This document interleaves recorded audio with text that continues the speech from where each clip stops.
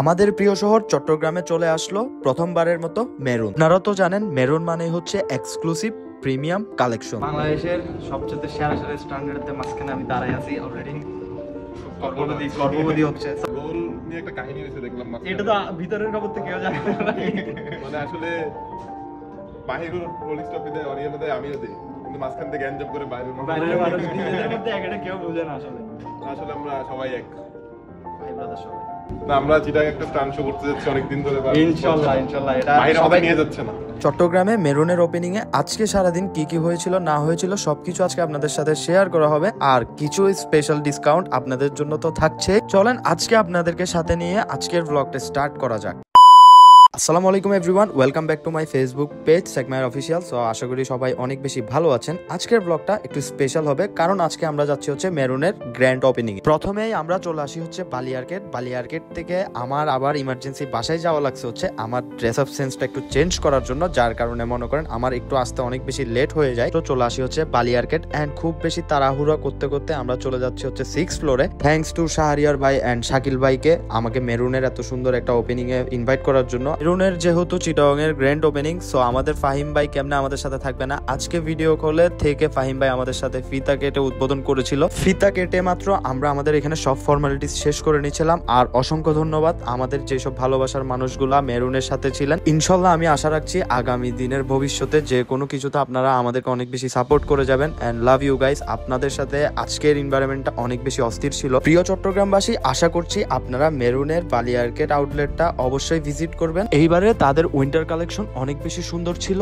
আশা করি আপনারা আপনাদের পছন্দের উইন্টার কালেকশন গুলো এখান থেকে পারচেজ করবেন। আমি কিন্তু স্নেকার্স এর অনেক বড় ভক্ত, যার কারণে আমি এখানে স্নেকার্স এর কালেকশন গুলো দেখতেছিলাম এন্ড মোটামুটি আমার কাছে সবকিছু ভালোই লেগেছিল। এন্ড ইনশাল্লাহ আপনারা এখান থেকে শুধু স্নেকার্স না, আপনাদের পুরো উইন্টারের কালেকশন মেরুন থেকে পেয়ে যাবেন। আজকের এই প্রোগ্রামে আমার মতো কিছু সেরা সেরা স্ট্যান্ডার্ডের পেয়ে গেলাম। আর এখানে তো বাপ্পি ভাইকে দেখতেই পারতেছেন। বাংলাদেশের সবচেয়ে সেরা সেরা স্ট্যান্ডার্ডের মাঝখানে আমি দাঁড়াই আছি অলরেডি। গর্ভবতী হচ্ছে, সরি গর্ভবোধ হচ্ছে। ভাই কিছু তো বলা দরকার। আমার আশেপাশে সব স্টার।